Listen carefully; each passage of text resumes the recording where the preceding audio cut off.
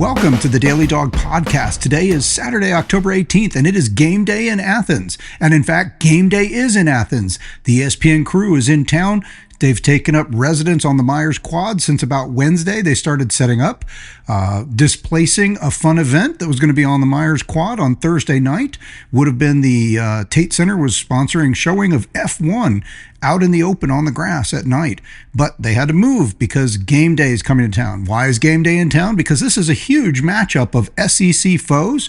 Two top 10 opponents. Number 5, Ole Miss, comes to town to take on number 9, Georgia. And this could be either a preview of a rematch in the SEC championship game, or this could determine which of these teams is able to get to the SEC championship game. Georgia has already taken one loss, and that loss is in conference against Alabama.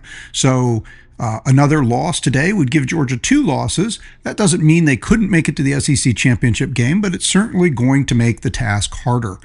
Ole Miss, on the other hand, is one of the last 2 undefeated teams in the SEC, along with Texas A&M. So at the moment, one might say they have the inside track. They are ranked number 5 in the country, so they come in as a top 5 team, and you might think they were presumed to be the favorite in this game. However, the ESPN matchup predictor, their FPI and data analysis, says that Georgia has nearly a 70% chance to win this game, and the Vegas odds makers have set this game at a 7.5 point favorite, Georgia as a 7.5 point favorite. So that is a little bit unusual, you think, when you see a top 5 matchup.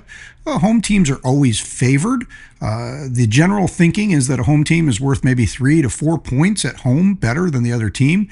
But with Georgia being a better than a 7-point favorite, then actually Vegas feels like Georgia's the better team home or on the road in this case, and that Ole Miss is kind of behind it, despite the fact that they come in number 5th in the nation. This is the 47th game. This will be the 48th game all time. There have been 47 previous matchups between Georgia and Ole Miss. This used to be an every year rivalry. When I started college back in 1989, I was introduced to what you might call the Georgia-Ole Miss rivalry. I don't know if it was a really heated rivalry in the history of this series. Right now, Georgia is 33-13-1 against Ole Miss. Ole Miss is one of the sort of historic teams of college football. Where you would rank them as one of the top 25 teams of all time might be a little bit up for debate, but I would say they're in the top 30 or 40 all time. They do have 3 national titles they lay claim to deep in their history. I have not gone back to look at all of those. I know that they were generally a consensus champion in the 1950s, and Ole Miss, of course, has a lot of lore dating back to the 50s. Games with Ole Miss, people remember the Billy Cannon game, which was the game in which a single punt return for a touchdown led to the winner of that game in a huge matchup between, I don't know what they're ranked, but they were both, I think, top 5, Ole Miss and LSU. So Ole Miss has some history. They've been a longtime member of the Southeastern Conference. And again, Georgia and Ole Miss started playing every year back in 1966, and they played every year up until the year 2002. Since then, we've played them kind of in home and away series in 06-07, 11 and 12. And then this is actually the 3rd straight year we've played Ole Miss, by the way the scheduling is broke out. We played them in 23, last year in 24, and now again in 25. So Georgia's longest win streak in the series was 12 in a row from 1977 to 1988, and Ole Miss's longest win streak in the series is just 2 games. This, however, right now, in kind of a funny fashion, Georgia sits as having lost 2 of the last 3 to Ole Miss. Now, that spans a kind of a strange time frame because we played Ole Miss back in 2016, a game I referenced leading into the Auburn game, because Hugh Freeze was the coach at Auburn at that time, and he led, and Kirby Smart was just in his first year as a coach at Georgia, and Hugh Freeze led Georgia to probably, if not the biggest beatdown in Kirby Smart's career as a coach, certainly one of the biggest beatdowns. They lost 45-14, or a 31-point loss against Ole Miss and Hugh Freeze. So then in 2023, Many of you might remember that Ole Miss came to town as the number 9 team in the country with a lot of fanfare, and they got waxed by the Bulldogs 52-17 in Sanford Stadium on a cold November night. And there was a lot of excitement about that game, and the Georgia fans, as you might have been one of them, were barking well into the night watching a just thorough beatdown of Lane Kiffin's team. But they got a little bit of revenge when Georgia came to Athens after some difficult, heavy games that were hard on the schedule. They had been to Florida and I think already been to Texas last year, and just had played a lot of top teams already and were a little road weary. I'm not trying to make excuses, but the game didn't go well, and it started out great, but Georgia fell behind. And then just couldn't ever quite get back on top of it. The game was actually, I remember it really as a frustrating and terrible beatdown. Last year, ended our road winning streak. No, that's not true. We'd already lost at Alabama, but it, well, I don't know what it ended. I guess I stand corrected. It was a mistake, but nonetheless, it was just, it was the first time we had lost more than a game in the season in quite a while, because with the national championship seasons before that, and even the 2023 season, we only lost the one game, went 13-1. So that loss did at least mean that we had suffered a second loss, and it was certainly the first time we had lost 2 games in the regular season in quite some time. So, but it was, I think we all remember it, and it felt like a real beatdown. Actually, Georgia started off in the lead in that game, and then by getting a turnover early against Jackson Dart, he had to go out of the game. Austin Simmons, the quarterback who was expected to be the starting quarterback for Ole Miss, came in and led a near perfect drive, and they tied the game up after Georgia had taken a 7-0 lead. And then Ole Miss just continued to really get after Georgia, caused turnovers and problems and a lack of offense. It was still a close game, I think 13-10 going into the third quarter, or going in near the end of the third quarter, going into the fourth quarter. Ole Miss was able to put it away, though, and win 28-10 in one of the worst defeats we've seen in quite some time, an 18-point loss. And as we defined last week, we would call that a blowout. That was a 3-score game. So Ole Miss gets a measure of revenge last year, and now we're back kind of for the rubber match this year. Who's getting the edge of recent history in this game? We'll find out as we tee it up between the hedges at 3:30 this afternoon. So a couple more points about the history of the series. We're just going to pack in a few things all in as quick a time as we can. We got to keep this short. It is already Saturday, and you guys got lots to do to get ready for the game, and the game will be on in just a couple hours. All time, though, going back to Ole Miss's record, they are one of the great teams of all time. If you think of the top 30 or 40 teams in the history of college football, teams that have won a national championship, and they have won, or they played like 1,276 games in their history. Georgia has played more, 108 more games, and all time, Georgia has won 206 more wins than Ole Miss. Georgia has won, Georgia has won 897 games now after last week's win at Auburn. And you can't ever say that too many times, right? Last week's win at Auburn, woohoo! And Ole Miss has won 691 games. They do have a winning record in the history of college football. Their win percentage is 555 winning percentage, so that's a nice, fun number. And that makes them 59th all-time in college football, whereas Georgia has got a 668 winning percentage, and they are 12th all-time. By wins, that might be a little different, but Ole Miss does have 6 conference championships in their history. Georgia has 16, 15 in the SEC. The only thing that you would look at when you look at indicators of sort of status as some of those markers you might look at as far as history of a team all time, that Ole Miss actually has a little bit of a lead on. Ole Miss has a better bowl winning percentage than Georgia. Ole Miss has a 628 bowl winning percentage, which makes them 10th all-time to Georgia's 11th all-time at 603. However, Georgia has played in 20 more bowl games than Ole Miss. So Ole Miss has a 27-16 record, not bad. That's 43 games, but Georgia has played in 63 games all-time, 38, 22, and 3. So a lot of history there for Georgia on bowl games, but not bad for Ole Miss. So, gives you just a little taste of the history of what kind of these teams are. These are old-time SEC teams, long-time rivals, and teams that used to play all the time. And I think I told you this story before, but I'll just reflect on it. Ole Miss was not used to coming to Athens and winning a lot. In fact, coming into this game, if you watch Game Day or paid any attention, they've highlighted the fact Ole Miss hasn't won in Athens since 1996. And unfortunately, I remember that game pretty well. But the game that I remember even more so than that was the game in 1989, which would have been my freshman season. And so in 1989, it was in Athens, and Ole Miss came to town, and they won that game 28-12. And a little bit of a disappointment for me as a freshman. You know, Ole Miss was a team that we had regularly won. We had won quite a few in a row just before 1989, so that broke a long winning streak. Let's see, 1, 2, 3, 4, 5, 6, 7, 8, 9, 10, 11, 12. Georgia, oh yeah, that was the, I just said it before, that was the 12-game winning streak from 1977 to 1988. I'm sorry. So Georgia was on a long winning streak, and so as I come to campus and I get to know a little bit more about Georgia football, you know, people are sort of, there's the feeling of confidence like, hey, Ole Miss is coming and they can be good, but, you know, we own them, we win all the time. So what happens to me, first time I get to experience a SEC rival, Ole Miss, on campus, here they are, they come into town, they beat us pretty well. I mean, as a 20, like I said, the final score in that game was 20, actually, I'm sorry, it was 1990 was the 28-12 game. It was 17-13. But what I do remember more clearly than that was, and I think I told this story before, the Ole Miss fans were so giddy. They traveled well. They enjoyed coming to Athens. They always enjoy coming for a good party. And you know, we can hardly find a better place for a good party than Thursday and Friday night heading into game day than in Athens.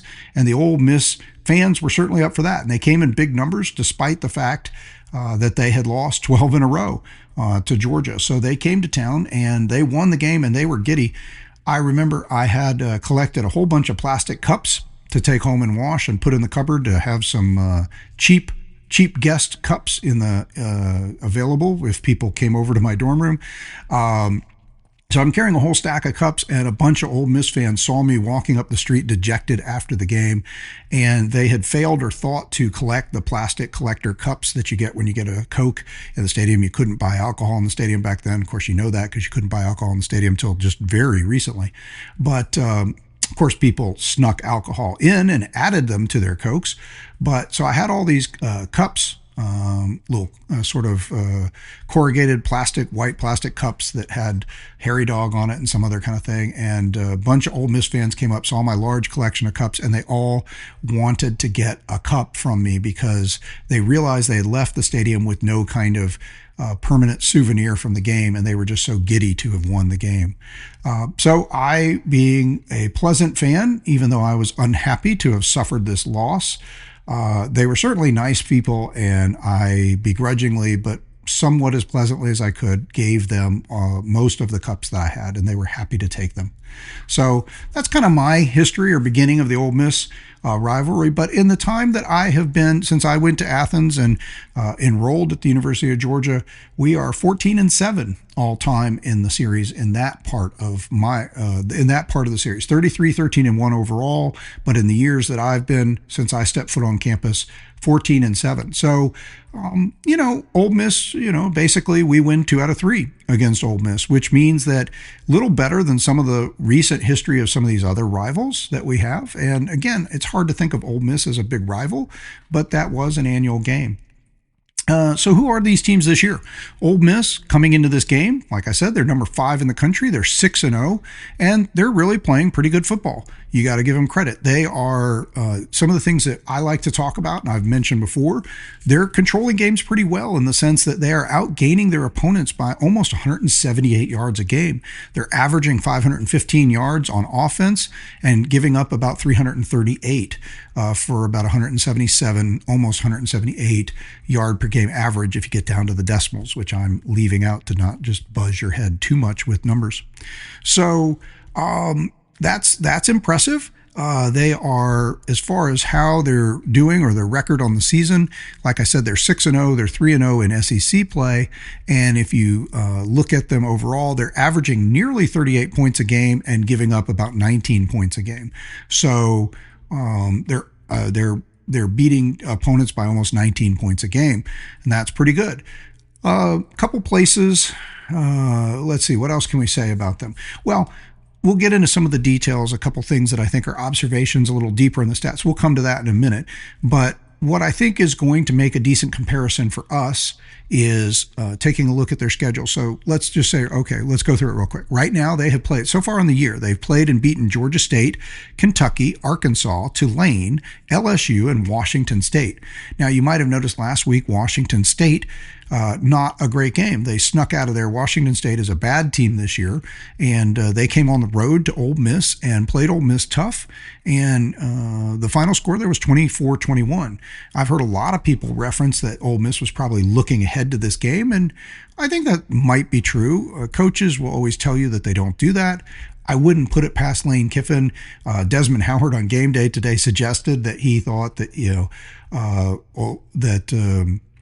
Coach, I don't know for sure now. I take that back. Might not have been Desmond Howard, but one of the guys on one of the shows was said that they thought I know what it was. Actually, I take it back. It was Jordan Rogers. I saw a clip of Jordan Rogers talking yesterday or today. He's over on the SEC Nation set, which is over in Alabama, Tuscaloosa, Alabama, for the Tennessee-Alabama game. And I was flipping around looking at all the different things just as I was putting together my final notes to get ready for this podcast. I saw Jordan Rogers from SEC Nation say that coaches will tell you they don't do this, but he really felt that Lane Kiffin might have been focusing his team or spending some of the practice leading up to the Washington State game trying to get ready for the big Georgia game, knowing how much of a statement this is for Ole Miss if they're going to really be perceived as a top 5, top 10 team, which of course they already are, but are they going to be able to hold that? Are they going to have the distinction of not just rising up against an easier schedule, but beating some better teams? Now, they have already beaten LSU, and LSU is ranked number 10 in the country when they played them. And so, or actually LSU might have been ranked a little higher than that. We'll go back and take a look at that real quick. But so they have already played and beaten LSU, but LSU's failing. No, I take that back. Yeah, LSU was number 4 at the time they played them. LSU is now ranked number 10. So got to be careful which list you're looking at. So at the time they were able to beat LSU at home, and LSU had beaten them the previous year, 29-26. They returned the favor this year, winning 24-29. So that kind of established Ole Miss jumping into this top 10 and getting a lot of credibility. Since then, the gleam on that win has not looked quite as sharp because LSU hasn't exactly held up their end of the bargain. LSU is still holding on as a one-loss team, just the one loss to Ole Miss, but they have not looked good. You know, they beat Florida 20-10, for instance, in a game in which Florida threw 5 interceptions. So Florida throws 5 INTs, and LSU playing at home only manages a 10-point win. That's not impressive. LSU was expected, and I think LSU, as Georgia fans can attest, when you get on the wrong side of the expectation games, and maybe James Franklin at Penn State is the best example right now of the wrong side of the expectation game. But LSU came into this season expected to be a contender for the SEC in the national championship, and people thought their defense would be better, and it has. It's really been a lights-out defense. But people also thought that their offense was really going to be good this year, that Garrett Nussmeier, who's a multi-year starter at LSU coming back, was going to have a big season, and he was a Heisman Trophy candidate. Their offense has not been able to get out of gear. They're not scoring 30 points a game, and there's just been a lot of questions about what's going on at LSU. Why are they not better than people thought they would be? So the win has been tarnished a little bit. People are not super excited about LSU. So Ole Miss is back in the situation where even though they're number 5, this is being sort of touted as a prove-it game for them. So, so again, talking about who they played, their 3 wins in the SEC are against Kentucky, Arkansas, and LSU. Arkansas fired Sam Pittman, former offensive line coach at Georgia. And so that's, you're never going to look at a team that's fired their coach midseason and say, well, that was a great team to measure by, right? Kentucky, we know, as we already played, beat them, one of our first blowouts in SEC time in a while, and one of the first games in which we actually led by a decent score at halftime, 21-7. We were up by 2 scores at the half, one of these games where we started fast for the first time in a while. and then held on the whole time, just consistent, good effort against Kentucky. Well, Kentucky beat Ole Miss last year and was kind of an embarrassing loss. And they had 3 losses. The 3 losses kept Ole Miss, despite a lot of talent and a lot of capability that they showed against us, kept Ole Miss out of the playoff. And it's hard to say, like we talked about, whether that's because of Kentucky or the late loss against Florida, which was also kind of an embarrassing loss for Ole Miss in a game that they should have won. But losing to Kentucky definitely hurt. Well, this year Kentucky played, and we talked about how Kentucky plays us close. Kentucky played Ole Miss close again. The game was a 30-23 game, and Kentucky led 10-0 early in the game. So Kentucky, as we talked about, though, is kind of in the bottom 2 or 3 in the SEC in offense and defense. So does not have a winning record and is not looking like a great team, although they have some talent and so a few pieces there. So Kentucky played Ole Miss close. I think that game is going to give us some comparisons to talk about as we go through this and break it down. And the LSU game gives us something to look at, because LSU is probably a team, LSU and Georgia are probably teams that are profiling pretty similar right now. The pundits are a little disappointed with both teams. Both teams were expected to be contenders for the SEC and the national championship. Both teams, LSU maybe even a little bit more on the LSU had to prove that they could get a defense, because their defense has been terrible last year and the year before. And so it was expected that they brought in a lot of good pieces and had some guys they were able to hold on to. They were going to be better. But people were going to want to see that, and they expected their offense to be good. So people might have thought LSU was actually a little more complete team than Georgia, which, again, Georgia had a good defense last year, but not great, which is the standard everybody gets used to at Georgia. And Georgia is replacing a lot on offense, especially at quarterback. So everybody kind of took a prove-it attitude, as we've talked about with quarterback at Georgia. So both teams kind of similar. And in a similar fashion, I think Gunnar Stockton has acquitted himself well. As I've said, I'm not sure that anybody's ready to throw him in the Heisman race and say he's one of the best quarterbacks in the country, but he is certainly not the reason that Georgia is not living up to expectations, if people feel Georgia's not living up to expectations. And he's definitely a gamer. He's tough as nails, and he has made some big plays to pull out a couple of these close games. So there's very few questions right now about Gunnar Stockton, more about his offensive line and whether or not he can get the plays and the time he needs to execute more downfield plays. But he is able to keep this offense running and done pretty well. Garrett Nussmeier has been a disappointment at LSU, or their whole offense has been a disappointment, but that defense has come together and is one of the best defenses in the country. So those questions kind of got flipped a little bit. But those games will serve as better comparisons for us as we get into our breakdown, which we're going to do in just a minute. Just a word about Lane Kiffin. I think everybody knows who Lane Kiffin is. He's been around for a long time now in college football, so we don't have to say a lot about him. You know who he is, but just to remind you, look, this is a guy who is a winner. He caught some flack early in his career. He coached just that one season at Tennessee and then bolted for USC, then was fired at USC and had to go back to a smaller school, coached at Florida Atlantic for 3 seasons before then getting the gig at Ole Miss. This is now his 7th season at Ole Miss, though. His 6th season at Ole Miss, I'm sorry. And certainly the longest of his tenure so far. He was at USC for 4 years and Florida Atlantic just the 3 years. He is 50-18 at Ole Miss, which is an impressive .735 winning percentage. That's pretty good. Playing in the SEC, no slouch there. He's 1-1 against Georgia at Ole Miss, having won the game last year, but getting beat thoroughly, as we said, in Athens the year before. Those are his only games as a coach against Georgia. As a head coach against Georgia. Overall, he's 112-52, or a .683 winning percentage. So, Lane Kiffin has been in the media up and down with some good and bad press. He's certainly a lot of fun on social media, and he certainly keeps things interesting and speaks his mind. And when he was a bit younger, especially when he started at Tennessee, he seemed a bit brash, a bit arrogant, and people really kind of liked to see his downfall. And he might have been anointed as a head coach somewhat on the heels of his famous coaching father, the legendary longtime NFL coach Monty Kiffin, who's famous for inventing the Tampa 2 defense and just being a legendary coach that everybody knows and respects. Lane Kiffin might have been, as smart as he was, maybe anointed as a head coach a little too early, but he, for as far as the maturity and really understanding the job of running a program, but I think at this point you certainly have to say he's rounded into his own. He's a heck of a coach. He's done a great job almost everywhere he's gone, and even at USC where he was fired, he had a 28-15 record. So it's not exactly like he's really been a winner everywhere he's gone. Even his one season at Tennessee, he had a 7-6 record.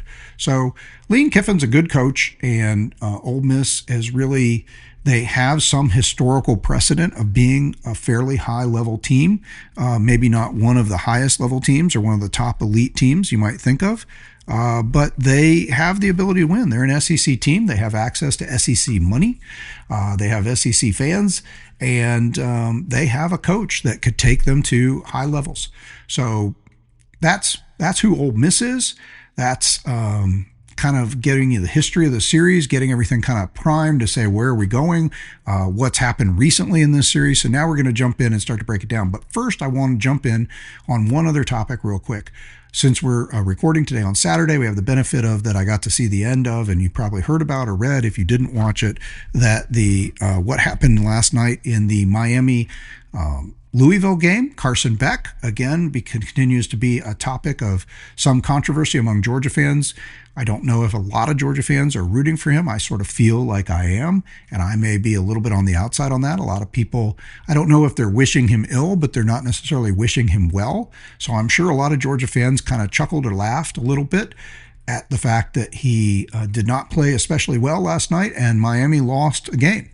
And so Miami took the loss at home against Louisville. It was a close game. They lost 24-21.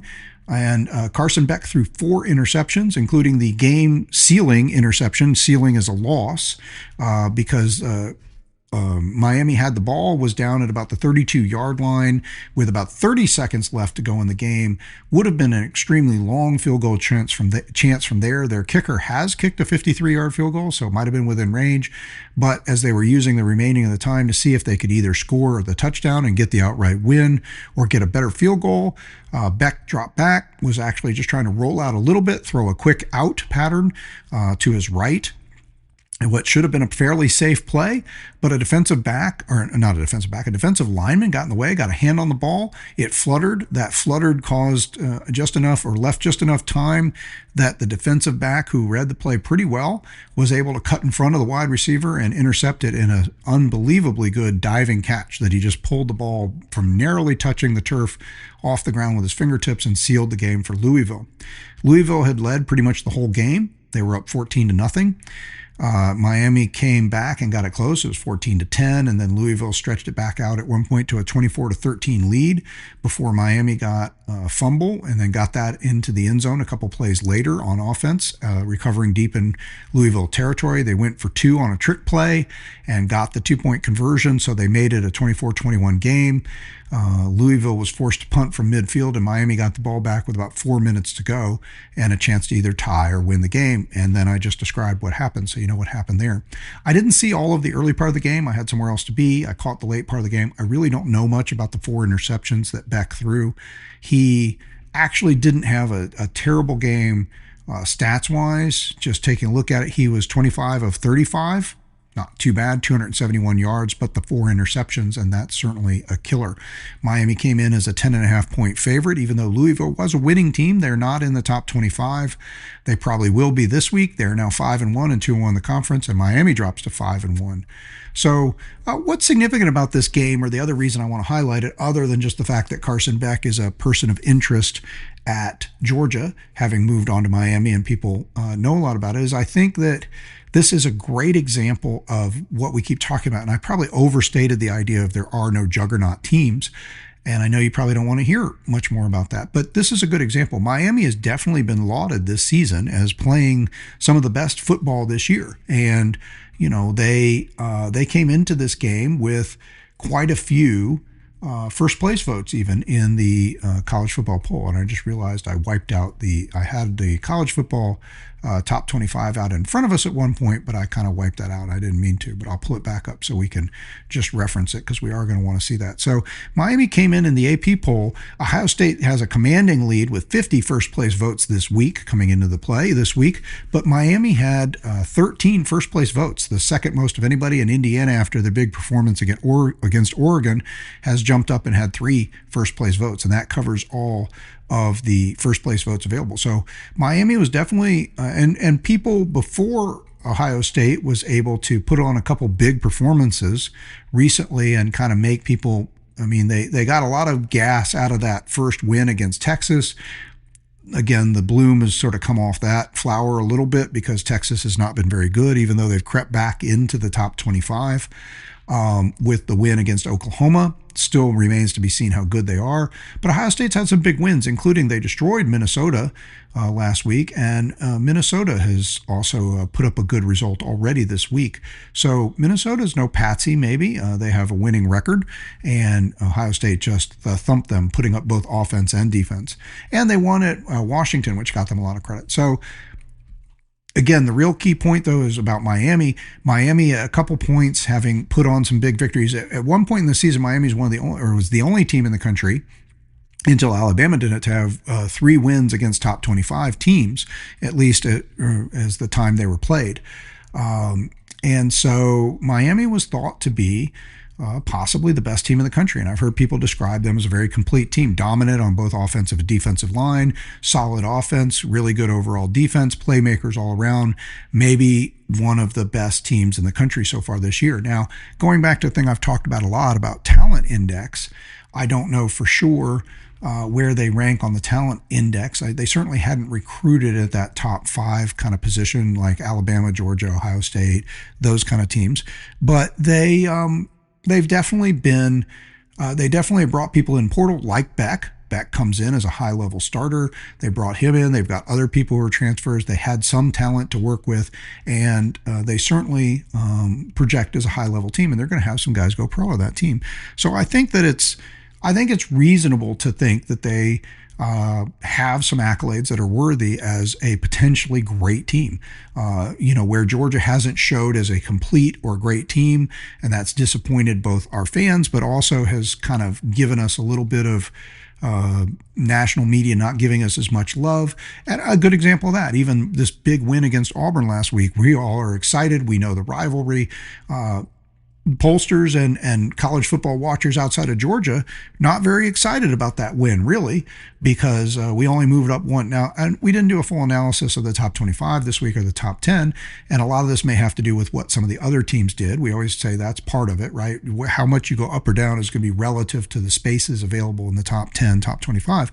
And when you're in the top 10, it gets harder and harder to move up. So we were 10 last week. I thought we probably should have come in at 8. I would have been okay. I would have thought 7 was even pretty reasonable after the way we pulled that Auburn win out and really dominated the second half. But we looked so bad in the first half. I think a lot of people looked at that and they kind of gave us just you moved up a spot because there was a spot available because of some other losses. And so, again, that kind of tells us that people weren't looking at us quite as one of those elite teams. Miami's been looked at as an elite team. They're undefeated. They have multiple wins against, at the time they played them, top 25 teams. They're getting a lot of love as a very complete team, a team that has both high level offensive and defensive lines, a team that is what am I trying to say? A team that, like I said, has playmakers and people that are going to be in the NFL and just is a more complete team from top to bottom than people who look at Georgia and say, look, the defense can be great for 2 quarters, but not great for the other 2 quarters. The offense is definitely putting up a reasonable amount of yards and points and has playmakers, but has not been able to consistently hit a lot of the explosive plays that might be needed to win high-level games. So I think that's kind of the way you'd look at it, whereas they look at Miami and they say Miami's been able to do it all. Well, Miami ran into a better than advertised Louisville team, and I say better than advertised because, again, they're not in the top 25. They were not even in the also receiving votes in this week's AP poll. They were receiving votes in the coaches poll, but not in the AP poll. So, but, again, they're 5-2. They're probably going to be in the top 25 now after this big win. They go on the road. Watching the game, people talked about that Louisville might have the best defense that Miami was going to see all year. So I don't know a lot about Louisville. I hadn't researched them, but I'm just wanting to make this point and say, look, Louisville's a good team. They're a winning team, apparently with a good defense. They got a coach in Jeff Brom who's pulled off big upsets before, back when he was at Purdue, and he's known as a big game coach. And they came in and they got up on Miami and they stayed up and they pulled out the game. Miami had a chance to get back into it, tie it up or take the lead, a little bit like us against Alabama, and a little bit like us when you put yourself down to one chance. And that's where I keep saying I think we could have and would have won the Alabama game, or should have, because we had three chances to tie or take the lead and we failed to do it. Miami kind of got themselves really to just one. And when you put yourself to one chance, it's even harder to do it, right? So they came up short on their one chance to tie or take the lead on the game. I will say, here's one of the other points I really want to make off this game. One of the reasons I'm featuring it is because in addition to the fact that Miami looked like a complete team and yet lost to what appeared to be a lesser team, a team that was not as well thought of, but still a winning team. They lost at home. It is a sort of a funny game, right? I mean, I think anytime you look at a top-ranked team playing one of these Friday night specials, I mean, let's put it this way. I would be furious if anytime in the next few years, whether we're in contention or not, and especially if we're in contention for titles, if somehow, some way we got scheduled for a Friday night game, other than Thanksgiving, we got the Friday slot after Thanksgiving, the Georgia Tech game. I think that should be our annual slot. I think that's a brilliant slot, a great place to be, to really make that rivalry have some juice. Everybody in the country watching, sort of an exclusive time slot. That's different. That's a holiday week. Just a regular Friday week game. I don't think that's a good place to be for a top-ranked team. So, or for anybody really, but for a team with title aspirations, I think it just adds extra problems to their ability to get up and get ready, get the crowd out. Actually looked like they had a good team. I mean, a good crowd. Again, offense didn't play well. Carson Beck didn't play well. If, as a Georgia fan, I think you can see this looked like if Georgia was going to lose and Carson Beck wasn't going to play well, this looks like the kind of games that Carson Beck had at Georgia that led to a couple losses or some disappointing performances, even with wins, right? He had a couple of these maybe a 4-touch interception game. Certainly the Alabama game was one where he had 3 or 4 interceptions. Then he comes back and plays lights out, throws for over 400 yards. And then we fall behind again, and the game ends again on a Carson Beck interception. So the multi-interception game, jumping up and biting Carson Beck in the butt, definitely seems to be something, and he has carried that to Miami with him now. But he didn't lose that game all by himself. The team had to do a number of things to get there, even if he threw the 4 interceptions. And again, I didn't see the whole game. But what I'm really getting at, or the other point I wanted to make, is yes, it means anybody's vulnerable, and yes, it kind of shows that there aren't dominant teams. Even Miami, who's probably considered as one of the 2 or 3 best teams so far this season at the midway point, and one of the most complete teams, more complete than Georgia has been so far this season, ends up taking a loss in a game where they're favored by double digits. And one of the other things I think was really key here was Jeff Brom talked about something I talked about coaching and what I'd like to see our coaches doing as we go forward on this season. And I don't know if we're going to see it today, but I've made the point that in this era where teams are closer and there isn't as much separation between super talented teams like Georgia and teams that are not as talented as them, but like Auburn, but good teams, and then you see what can happen in a game like that where Georgia gets down big and is beaten badly in the first half and has to have an incredibly good second half to rally and win, and ultimately does win by 2 scores. But you know, it was a difficult struggle and doesn't look like what we're used to just 3-4 years ago. But like we said, we can't have those teams anymore. Well, this is what's going to happen. You're going to have these closer games. You're going to see more top teams, even complete teams, take a loss in a midseason game that will surprise you. And that's not really new, by the way, in the history of college football. In most seasons, if you go back and look, no matter how many really good teams or the best team from each of the big power conferences rising up through the ranks, you still rarely ended up with in a season where you had more than one undefeated team, if you even had one undefeated team. So it's not like everybody just cakewalk through their seasons before, but in that era, the old bowl and pull era I've talked about before, you really didn't have as much great teams. It's just this last 10 or 15 years where you've seen teams been able to amass these great teams, and now that's gone away. What Jeff Brom said after the game in the interview that I think is relevant to us, and the coaching point I've made before, is they got up 14 to nothing, and I didn't see the play, but apparently there was one trick play where they got some hay out of it by having three quarterbacks in the game at one time. And they said that created some confusion for Miami. I didn't see the play. I don't know what happened. I wasn't able to go back to it. But the announcers talked about it during the game, and Jeff Brom referenced it after the game. And he talked about how he drew up some special plays and some trick plays and some things he knew Miami wouldn't be ready for to cause some confusion, and they got out to a 14 to nothing lead. They were able to play keep away the rest of the game and hold on for a 3-point win. And he even specifically said after the game, I should have drawn up more special plays. We ran out of them, and we only got up 14 to nothing. I didn't realize it'd be this close. I should have drawn up more plays. We might have had a chance to get up by more. So this is sort of a coach speaking directly to what I've been talking about that I really want to see our coaches contemplate. I'm a little worried, as great as our coaches are and have been, and as much as I want to give them credit for stuff, I've been a little worried that they've been slow to make this change, to recognize that they might have to change their style of coaching a little bit, that this idea of coming out and just Georgia being Georgia really works even better when you can truly just out talent and out physical every team you're up against. But Georgia just being Georgia has allowed a lot of teams to have what we've seen, like Auburn did last week, what Alabama did, what Tennessee did, which was have fast starts against us. And even though we've been able to battle back in all of those games and dominate a stretch of those games. So it's not that we've been a bad team. And again, I sort of take umbrage that Georgia's not that good this year. Well, I'd look at it and say, how many teams are going to dominate Alabama for 2 or 2.5 quarters in the game? How many teams could dominate Tennessee at their place for 3 quarters of the game? How many teams could just totally go on the road against an Auburn team and just shut them down for more than a half, hold them to 40 points in a half plus a drive?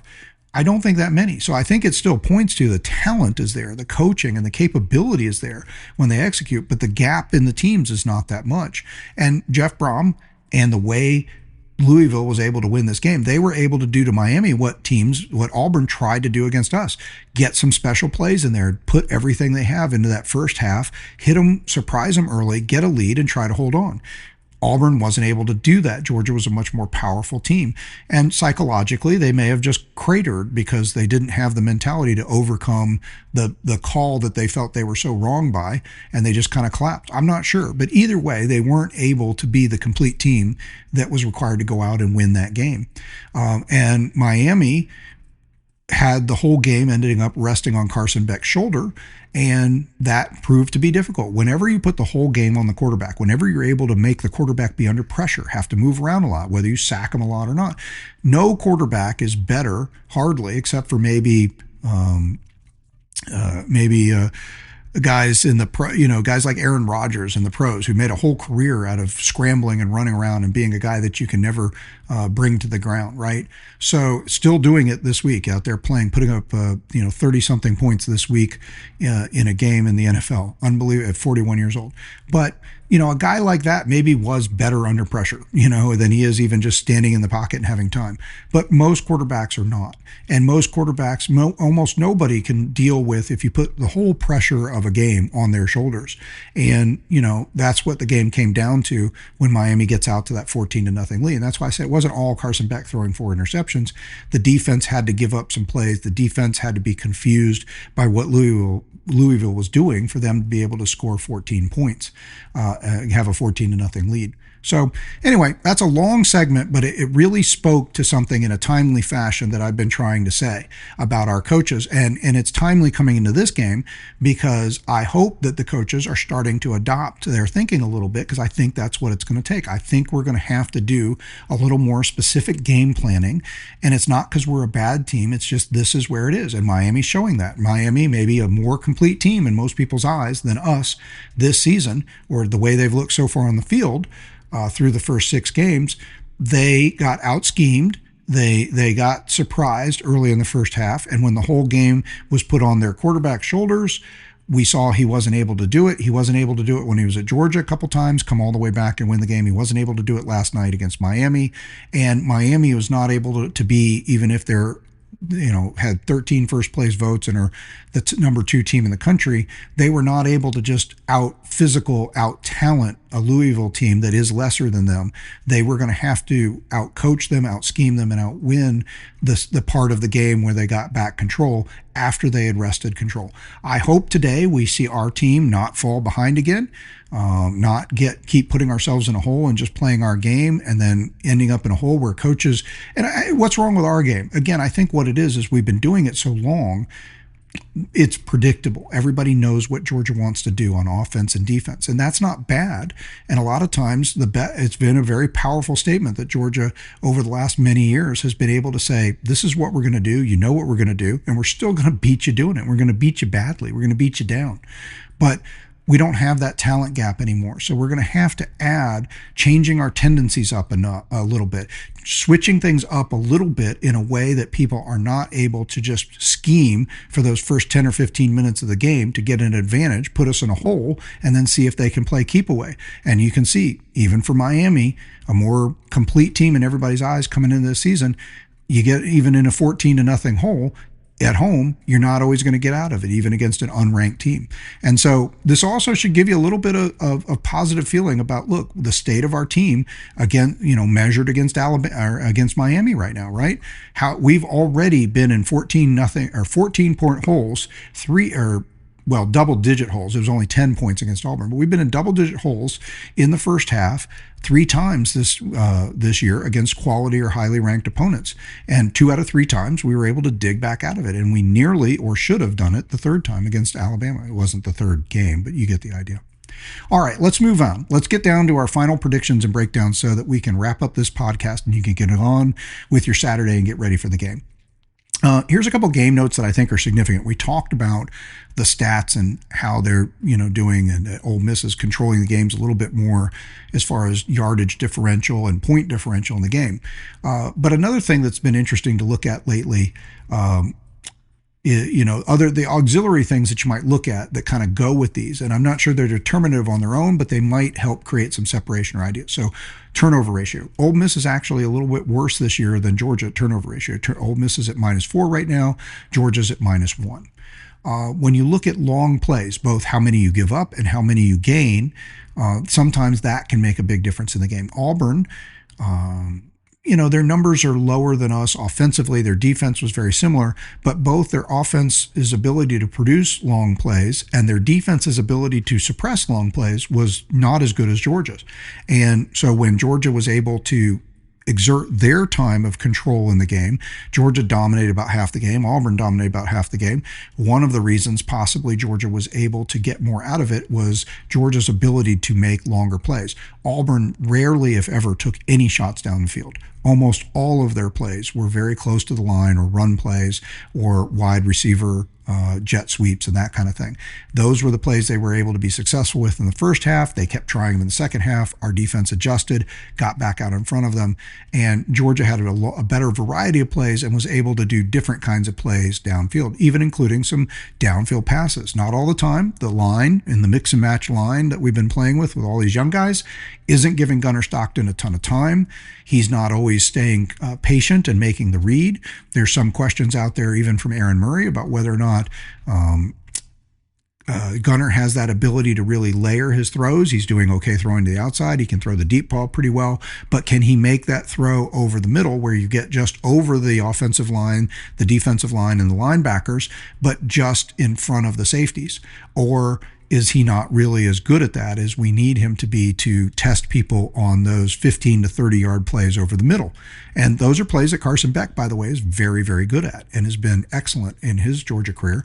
And Stetson Bennett was actually very good at those plays too. So it's possible that our offense looks a little weaker or is missing some of those explosive plays because we're just not able. Now, whether Gunnar can't do it or it just isn't working out right now for one reason or another, and one reason certainly could be the play of the offensive line. And again, I'm not wanting to rip these guys right now. I think I see talent. I think I see progress, but I realize that we played 6 different games with 6 different offensive line starting combinations, and it's really hard to know what you're going to get week in and week out when you have so many people going in and out of the games, even during the games, going in and out with injuries. So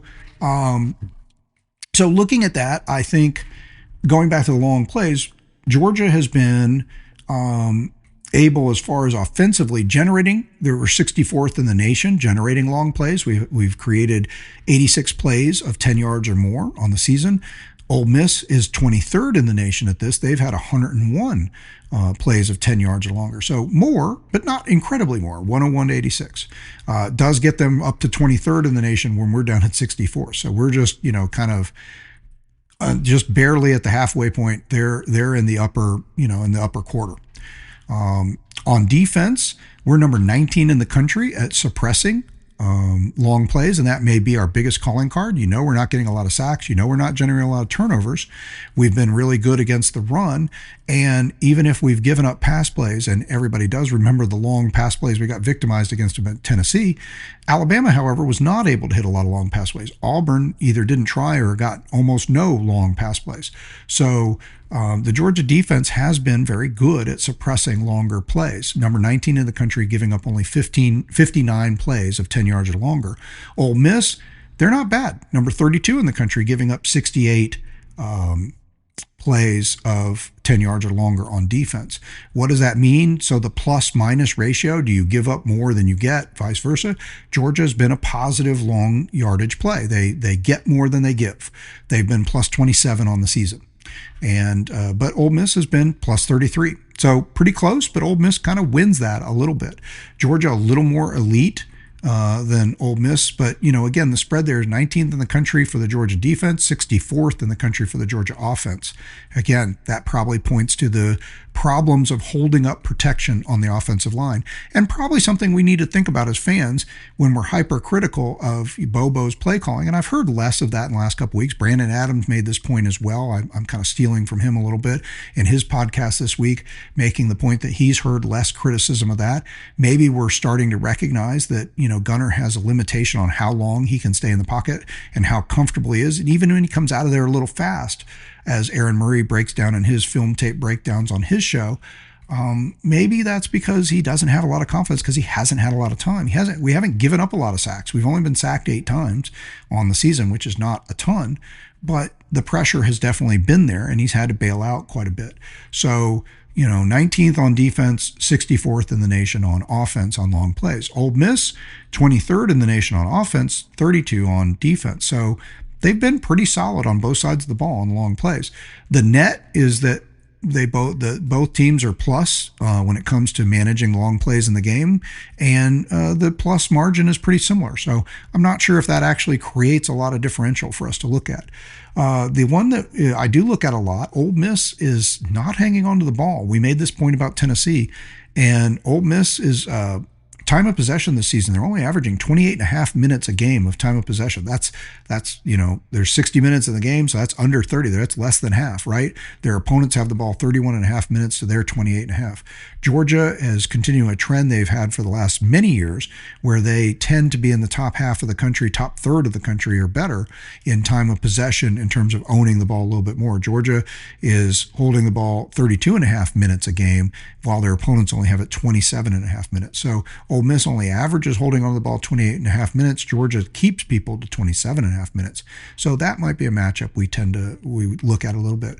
Third down conversions is another thing that can be a difference maker too. Georgia has not been as good this year as they've been in the 2021, 22, and 23 seasons, where they really had excellent ratios on third down conversion, averaging 48 to 50-something% conversions offensively while holding teams to in the 20s. That's an excellent ratio, and Georgia really did that through the 21 to 23 seasons. Last year and this year, right now we're at 45% converting and holding the opponents to about 40%. That's too much. Opponents are getting, that's where we're weakest defensively for sure. We're stopping the run pretty well. We're not creating a lot of turnovers. We're not getting a lot of sacks. Overall, yardage wise, we're pretty good, only averaging giving up about 315 yards a game, something around there. But we're as you've seen it too many times, people are just converting too many third downs against us. Ole Miss, they've been a little better ratio. They've been good at this year. They're 51% offensively and only giving up 33% on third down.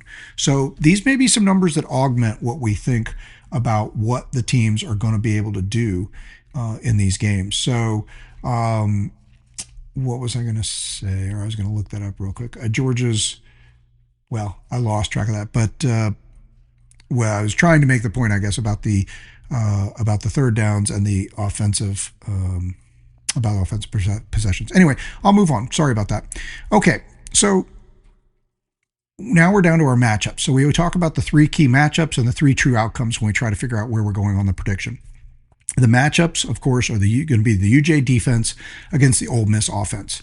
I think that Lane Kiffin is a guy who definitely can join that group of people who is able to scheme up plays. Look, he's an offensive master. He's been great at it for a long time. He has done great with quarterbacks. Their quarterback, we're not sure exactly what we're going to see at quarterback. Austin Simmons, who was expected to be the starter this year, got hurt and was in the second game against Kentucky. And then Trinidad Chambliss has been starting since then. It's kind of an amazing story. This is a guy that wasn't just from like a D1 or D2 school. He played at Ferris State, which is off the radar, and I don't even know where that is. And Lane Kiffin, I heard him in an interview this morning say that, in the game against Kentucky, when he got into the game against Kentucky, Trinidad Chambliss was playing in front of more people than he had played in front of in his entire career. Like all the people assembled, all the games he had played in, had never been as many people as he was playing in front of in that first game. So he was talking about hopefully his ability to keep the poise and play in this game. But Austin Simmons, as I understand, is healthy, and I don't know if we'll see both. If Chambliss struggles, I wouldn't be surprised if Simmons gets a shot. Simmons did famously have this sort of awesome drive against Georgia, and that was the reason a lot of people pointed to say he would be the starter this year and be very successful. The rest of his season was not as brilliant as that one drive against Georgia last year when he stepped in for Jackson Dart for a series, but he definitely has the physical gifts. And both quarterbacks have been playing at a pretty high level, as Kiffin always does. But so the UJ defense against the offense, the Ole Miss offense, the point here is I think that we could expect Kiffin to throw a lot in. And if Jordan Rodgers is correct that Kiffin sort of olayed the Washington State game, and that's why it was so close, because he put his eggs in the basket of winning this game, then I think that's even more reasonably, I don't know if that's true, I'm just repeating what I've heard, but if that's true, it's probably even more likely that Kiffin's really got some surprises for us, and that may lead to yet another one of these successful early offensive outputs from the opposing team that the Georgia defense and Georgia fans have to go through. But overall, Kirby has been pretty successful against Lane Kiffin, especially when you think about the beatdown 2 years ago in Athens, 52-17. In that game, I remember that Ole Miss was successful early in the game.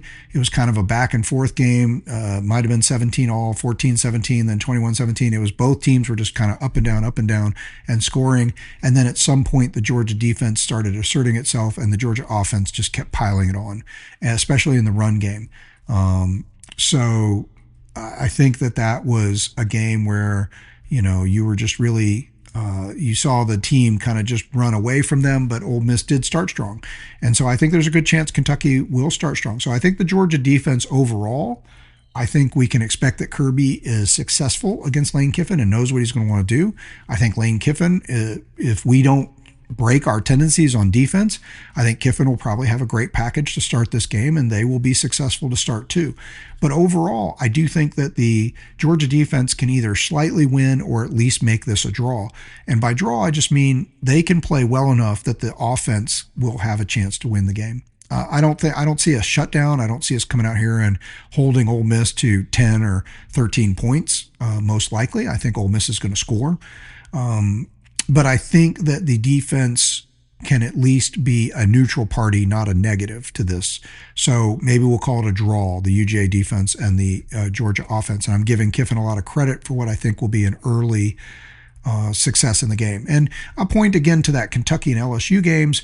Kentucky lost the game 30-23. So even Kentucky, who's at the bottom of the SEC, was able to put up 23 points on Ole Miss, and they were able to hold Ole Miss to 30 points. So while Ole Miss is averaging close to 40, when they played a couple SEC teams that look a little bit more, I'm throwing Arkansas out because Arkansas clearly does not have an SEC-worthy offense.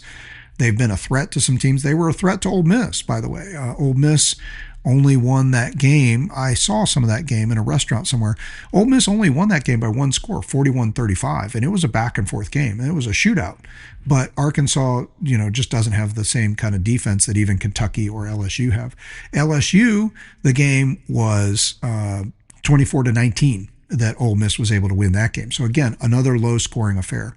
So LSU may be a better defense, or at least that so far this season they have played better than the Georgia defense. But I think Georgia has that talent capability to be at about that same level. But Ole Miss has clearly played better LSU's clearly played better so far defensively, or more consistently than Georgia. But I think you look at those Kentucky and LSU games that Ole Miss went through. They scored 30 against Kentucky and they scored 24 against LSU. I think that Kentucky might pull out. I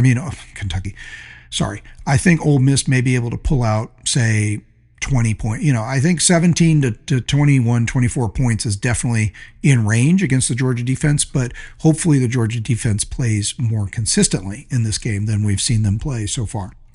The next matchup, the UJ offense versus the Ole Miss defense. I said this against coming into Auburn, and I still say it's true. Look, the Georgia offense, even though our offense was actually held under 400 yards against Auburn, we put up over 200 yards in the second half once we got going. The Auburn defense is legit, probably better, I think, than the Ole Miss defense overall. And they really played tough in the first half. They still played tough in the second half. They made it a struggle for us. But once we found the plays and got moving and got some rhythm with the offensive line, we were still able to put up over 200 yards in a half. I think we've consistently shown that, we can put up about 400 yards a game against anybody. If things really take off and we get a few explosive plays, we could hit 500 yards against anybody. I think our offense, like I talked about coming into the Auburn game, is a grinded out offense. It's not flashy. It doesn't have as much downfield pizzazz as we might like, although I think that one big play that was not a game changer, but a huge play in the game, the long throw to Noah Thomas. It was great to see him bust out, catch that ball, get down to the goal line basically on a 30-yard pass. Hopefully we'll get a chance to see more of that. And I do think one thing that's going to be better is we're probably the healthiest and best rotation we've had so far on offensive line coming into this game. And so hopefully that makes a difference. So I think the Ole Miss defense is a solid defense. They're good. They also don't create a ton of turnovers. They're minus in the turnover category, like I said, a turnover ratio. And they also don't generate a ton of pass rush. They last year they had sack masters, and they were just dominant in their front seven. They lost a lot of those guys. They're still an SEC-worthy defense, I would say, this year, but they've only sacked opponents 9 times so far in the season, where we've only sacked opponents 8 times. So neither one of these teams is really blowing people away with their sack totals. So I think our offense will be the same level of success it's been. I think, which means I think they can put up 380, 385 to 485 yards, and I think they can put up enough points to win this game. So I think they overall can have the edge against the Ole Miss defense. So even if the UJ defense is basically a wash against the Ole Miss offense, I think the UJ offense has an edge against the Ole Miss defense. And then special teams and coaching, I've been saying this every game all season. I think our special teams are among the best in the country. We can do everything. We could return punts and kickoffs. We haven't seen it happen much yet, but I think sooner or later Zachariah Branch is going to bust one on either a punt or a kickoff. We did see Peyton Woodring miss his first field goal of the season. It was still a 40-something plus kick, but a 43-yard kick. But it was a kick in which he. It was the first time he's missed a 40. It's the first time he's missed a 43-yard. A kick under 50 in his last 40 attempts. I'm sorry. I was having a hard time pulling that thought together. 40. It's first time he missed a kick in 40 tries that was under 50 yards. But he did nail a 53-yarder in the game. He did nail a shorter one. He did kick all of his kickoffs through Auburn had a potentially dangerous returner, and he kicked all of his kickoffs through the end zone and made those He made all those, so there was no returns. And again, we had some changing the field level punts from our amazing punter Thorson, and I think he's always capable of flipping the field, pinning somebody inside the 10, pinning somebody inside the 1. So when it comes to having those options, and I think that you can definitely say that we can count on our kickers to be difference makers in the game. Coaching, I would say, is pretty much a wash. I respect Kiffin enough. Like I said, I think he's going to do some stuff at the beginning of the game offensively. I don't think he can do anything more than what his defense has to offer, but I expect him to bring the heat in the beginning of the game, and hopefully the defense plays pretty well, slows them down a little bit, and the offense gets off to a good start. And if nothing else, maybe it flows like the game did 2 years ago in Athens, where they basically trade punches offensively until the defense gets past Kiffin's best scripted plays, and then the Georgia team is able to run away from them. So I think overall there's a slight edge in the special teams coaching matchup, but that's really mostly on the special team side, and I think we're just going to have that against almost everybody. So what are the true outcomes? Again, we have our true outcomes. Ole Miss could blow us out, we could blow them out, or it could be a close game. Again, like we did with Auburn, I'm going to define close game not as a coin flip game, not as a 2 or 3 point game. I'm going to call it like the line has it. I'm going to have it a one possession game, or something close to one possession game as defining close. I think the Ole Miss blowout opportunity is probably about a 25% chance. That's the highest I've listed it thus far, even against Alabama. I didn't give it that much of a chance. I didn't give it that much a chance on the road against Tennessee. I didn't think Auburn, I thought Auburn could win the game. I said that was a possibility, but I didn't think they could blow us out. They just didn't have that kind of firepower offensively to do that, and I think that proved to be true. Ole Miss does. And look, Ole Miss blew us out just last year. Right? We lost by 18. It was a close game early. They pulled away in the end. They won by 18. That's officially a blowout by the definition of 3 scores. And so I give Ole Miss a chance. If they got off to a hot start and we start making turnovers, a la the game I just described, Carson Beck in Miami last night, if we run into that kind of situation, same like we did last year, start making turnovers, start pressing, have a hard time getting back on top of it, the number of drives and opportunities in the games get shortened.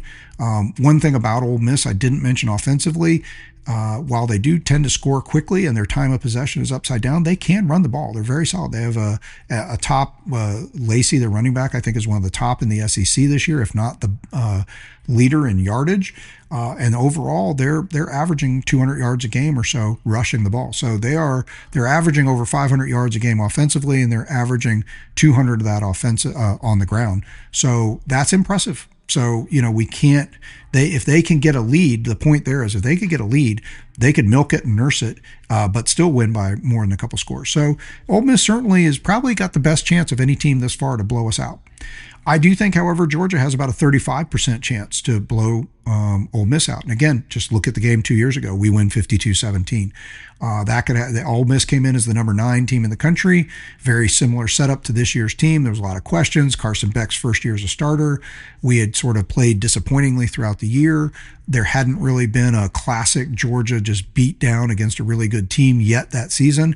That Ole Miss game turned into that. And that was a game that really propelled Georgia back to, into the top of the rankings and coming into the SEC championship game against Alabama as the clear number 1 team in the country, kind of re-exerting themselves down the stretch against Tennessee and Ole Miss. So, that means I'm putting a 60% chance on either team getting a blowout, which leaves a close game scenario, a 1-score game is only a 40% chance, according to what I'm thinking here. Again, the line on this game, Vegas has held it. It started at 7.5. It briefly went up to 8.5, and then it's come back to 7.5. So most of the games this year, we've seen the lines start out bigger for Georgia and then drift to the other team a little bit all the way down. This or hold, but this game has held pretty firm, right at 7.5 points. Again, a little surprising given that Ole Miss is number 5 and Georgia's number 9. Ole Miss is getting a lot of love as maybe one of the best teams or the best team in the SEC or one of the 2 best teams with Texas A&M undefeated. People like how they've been playing. but I think there's a little bit of hype there, and I think that Vegas sees the reality that this is a team that barely escaped Kentucky.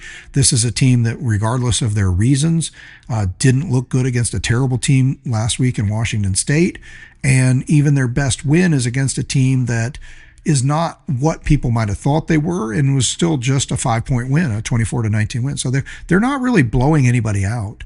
And I think they do have a nice yardage control of the game. Like I said, 178 yards a game differential. That's excellent. But you don't have any real big wins here by double digits against quality teams. In fact, almost all the teams that we would think of, even Arkansas, which we don't think of as a quality team, a game, an SEC game. So, they win Kentucky by 7. They win against Arkansas by 6. They win against LSU by 5. They eke out a win last week against Washington State by 3. I mean, yeah, they're 6-0, but they really haven't dominated any games this season that you would really care about. Sure, they beat Georgia State 63-7. They beat Tulane 45-10. Tulane's solid. I mean, that's a nice win. I mean, Tulane is in that category. Those group of 5 teams, Tulane's one of the better ones, one that would contend to be in the in the mix to get a playoff spot from that position.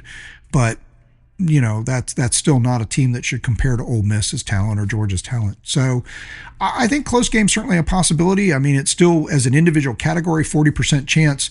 So the lion's share of the money still sitting for me on that. When I look around at some of the experts, when a lot of experts around the country are picking not picking the winner, but picking by line, most people are actually slightly favoring Ole Miss. Maybe like 5 or 6 out of 10 people are taking Ole Miss in the points, which again shows that they think it's going to be a close game. They may even think Georgia's going to win a close game, but with 7.5 points, that's enough to push it in the direction of Ole Miss.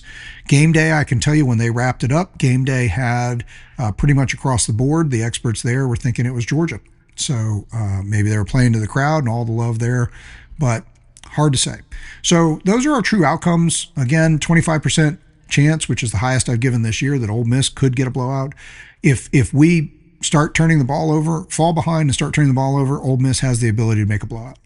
I think we have also the ability to put together a complete game and get it after whether we fall behind or we just match them point for point. I think the defense will make the same adjustments and lock in like they have in the other big games against other big opponents this year. And they've done it before against Ole Miss, and I think they can do that. And so that certainly could help lead to a blowout if the offense is successful. Obviously, the offense is going to have to kick in since we're not seeing a lot of easy defensive scores and turnovers this year. Even if the defense plays really well, I think we have to assume we're not going to see a lot of that either. The close game scenario still is where 40% out of 60, that's less than half, but it's the most of our 3 scenarios. But I think that's still a very reasonable bet, and that's where Vegas and most of the experts are going. So what do I think is going to happen?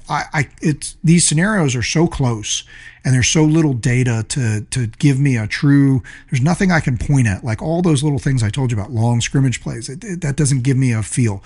The time of possession. It favors Georgia, but Ole Miss is 6-0 with an upside down time of possession.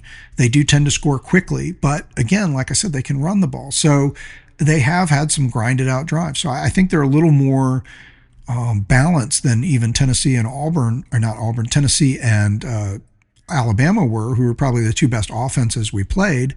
And I think Ole Miss is definitely a more balanced offense, and they can play.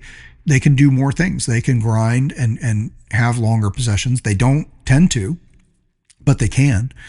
And so, yes, Ole Miss is a little higher ranked in the rankings as far as how they deal with long plays, but the plus for both teams is very similar. Georgia's plus 27 offense defense versus long plays. Ole Miss is plus 33. So, I mean, that's really close.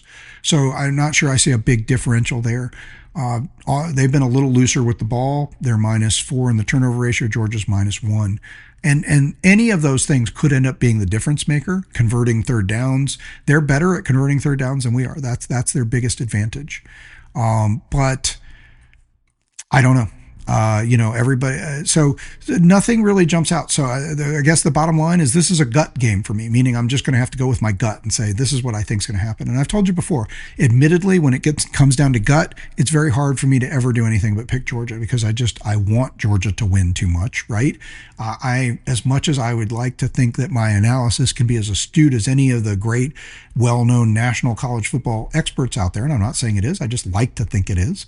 And no matter how astute I think my analysis is, I do think that it's hard to get past the fact that I just want us to win. And so when I look at that there's no obvious way to go, yes, this is what's going to happen or that's going to happen. And most of the season I've come in, even though we lost Alabama, I felt like the reasons I explained, I thought we would win. Same thing with Tennessee. Didn't work exactly like I thought, but I thought we would win because of the reasons I explained. And some of those things did turn out to be some of the things that led to the wins there. So, for instance, special teams differential, with Tennessee, making the kick versus not making the kick was a big difference. So I think that I think in this game, I'm just going to go with gut. And my gut says this is the gut pick here is I think that look, other teams have come together. Going back to the whole Miami discussion, Miami has gelled early. They had some big games early. They played their rival Florida State. They took them apart on the road. They were up 28-3 at one point in that game. They won 3 games against top 25 teams. Everybody thought they looked great doing it. So they've been strong early. Ohio State's looked consistent. They've just dominated on defense no matter who they played. Their offense has been a work in progress, but it's getting better as their first-year starter is getting more and more experience, and they have the playmakers. So other teams have looked better so far in the season. That's not even talking about Indiana. We'll talk about that another time.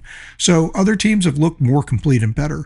But if we're going to get back into that conversation of teams that really have not just because we're going to make the playoff, but have a real chance to advance or possibly win a national championship, possibly win the SEC championship, at some point it has to come together. And it has not come together yet in a game for Georgia. But we're not going to go all season and not have it come together where we play a complete game.